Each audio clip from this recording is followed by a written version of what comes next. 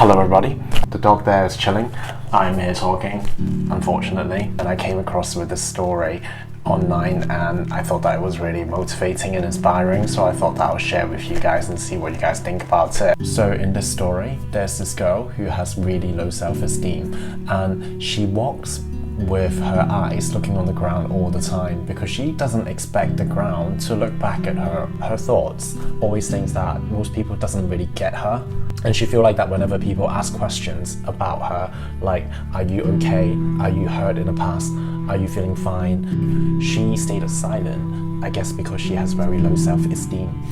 I used to look at the ground when I'm walking because I was too scared of looking into anyone else's eyes. And this girl, she went to a bar and got a vodka and tonic. And then there was this young man who decided to come and sit next to her and told her that she's really pretty and asked her whether he can get her a drink.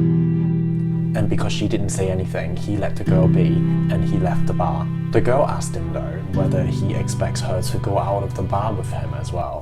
And they left the bar together.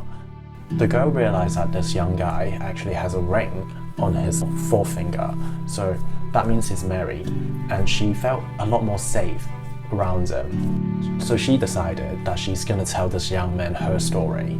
And after she told this young man her whole life story, she asked, well, do you think I'm a freak? And then this young man asked her to put her hands on her chest and then on her face. And this young man tells her, story doesn't have heartbeats. Story doesn't have a face. Stories are just stories, they're just experiences, they are just things that has happened, they're gone. But you get to decide what to make out of it. So I think this story has a few things that we can really learn from. And the first thing is that stories are not alive. They're things that we had gone through, and they're things that we can really learn from.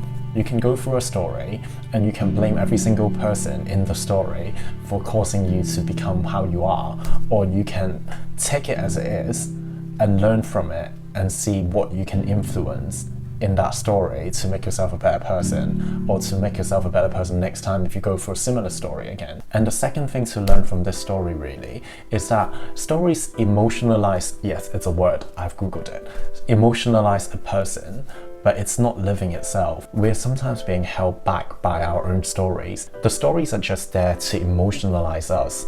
How it's going to emotionalize us, we get to determine that by changing our mindset, by changing about how we think about it. And if we can just take away the learning points from it and improve from it next time, then we can become a better person instead of dwelling on it and blaming on everyone else for our misfortunes. And the third thing that I think you can really learn from this story is that stories are just really words and a construct of how you had viewed your situation. I was in year 7 in a boarding school and someone threw ketchup on my bedding, so I had to change it. But then I thought to myself when I was changing my bedding, you know what, I haven't changed my bedding for a week or so anyway, and now that you're forcing me to change my sheets and stuff, you're basically just helping me out. You get to decide how each moment is going to define you, how each story is going to shape you into who you're going to be. And that's why I mentioned gratitude practicing is so important, because gratitude practice is the only thing that can train your thoughts to see the goods in every situation. Napoleon Hill has this very good saying, and it says that every adversity carries with it the seed of an equivalent or greater benefit. Whether that benefit side is something that can train our resilience, or whether it's going to knock us down, it trains us to stand back up and keep fighting for our goals.